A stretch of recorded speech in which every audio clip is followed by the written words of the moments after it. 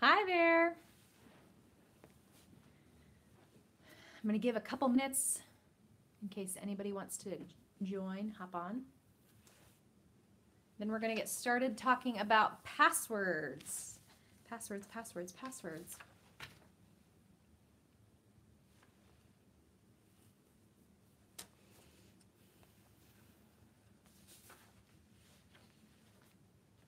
A couple minutes is going to turn into 30 seconds. All right, I'm just going to hop on in and talk about passwords this week. So I try to come live at least once a week on Wednesdays at 3:30, talking about very practical things for you to start implementing into your everyday with your finances, because there's a lot of these little questions that people have that don't get answered, and money is a taboo topic, so why don't we just talk about them here? I'm open to any suggestions that you have. Email them my way. I'd love to hear them. All right, so today we're talking about passwords. Our lives are inundated with passwords. So much of our life is digital that whether it's different facets of our social life, I mean, think about it. We have Instagram, Facebook, Snapchat, LinkedIn, all of those things, and they all require passwords so that we can manage that, what we put out. Additionally, you have all of those bank accounts, investment accounts, all of those things. And then just different websites that you run across that require an online login so they can kind of track what you're doing on their website. With all of that, how do we stay on top of these things? And also thinking about our legacy, keeping things clean in case there's something that happens to us and somebody needs to get into our accounts. How do we give enough transparency that someone we want to have access to our account can have access, but at the same time keep out those who shouldn't? Well, I have two ideas for you today. The first is, so we've been talking these last 2 weeks about your filing cabinet, getting things in order.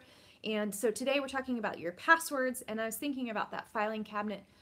Some of the folders that you have are your investments or your insurance, but you should also have the professionals that you work with and the passwords or the logins that you use in order to get on. So you'll be finding a video coming out soon here where I interview a friend of mine, Miranda Sailing. She, at a young age, she was 25, I believe, when her husband passed away. And so she was forced in that situation, it was very unexpected, to kind of scramble and find all of these things that she needed to handle.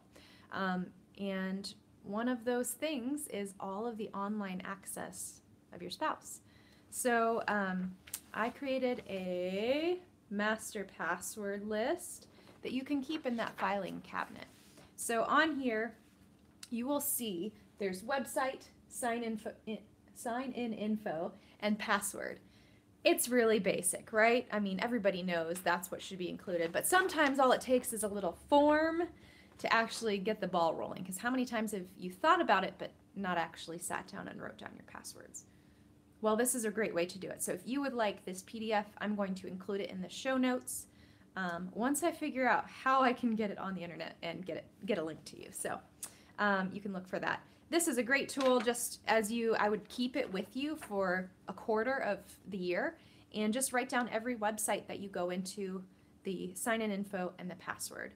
And then your spouse or someone that you need to get into those accounts can go through quickly if they would need to.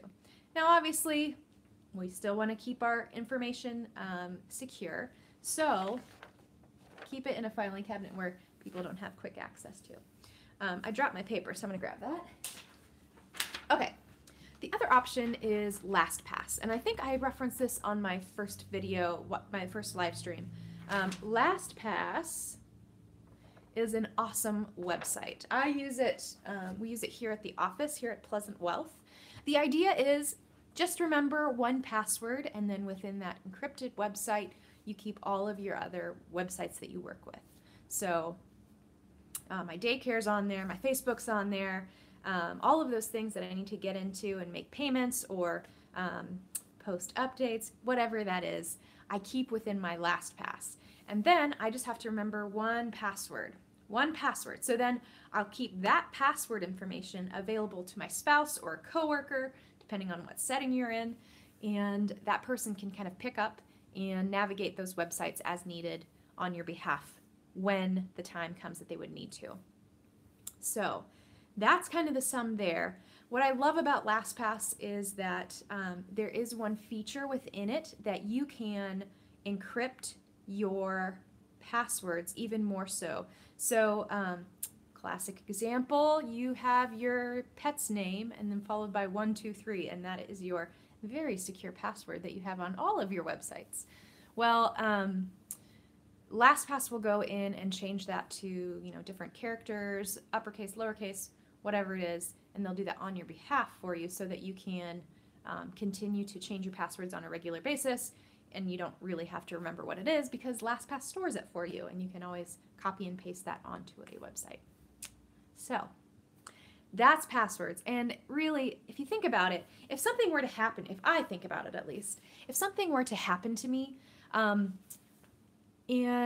I'm not really sure that I want my social media floating out there as if I'm still alive in the case of me passing. So for me, it's important for my husband to have access to my social media accounts, to those passwords, so that if something does happen to me, he can go in and shut them down or appropriately change them as needed. Just a personal preference of mine. Some people like to have it kind of continue on so that they can always remember a loved one that passed on. But for me, I think I'm going to have it shut down. So yeah, it's a short and sweet topic today. I think it's really important though, because as our lives become more and more digital, we have to stay on top of our passwords. So make sure that you not only keep track of your own, but allow your loved ones to have access to your information when the time comes. All right, I think I will leave it at that for today.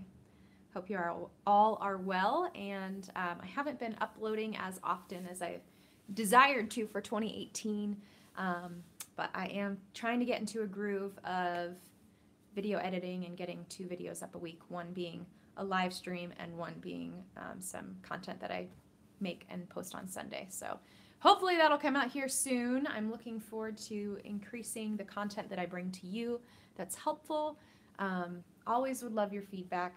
Check in the description to see my email if you would like to send me an idea of something I can touch base on for you and make this content relevant to your situation. So with that, I will leave you, and you have a great week.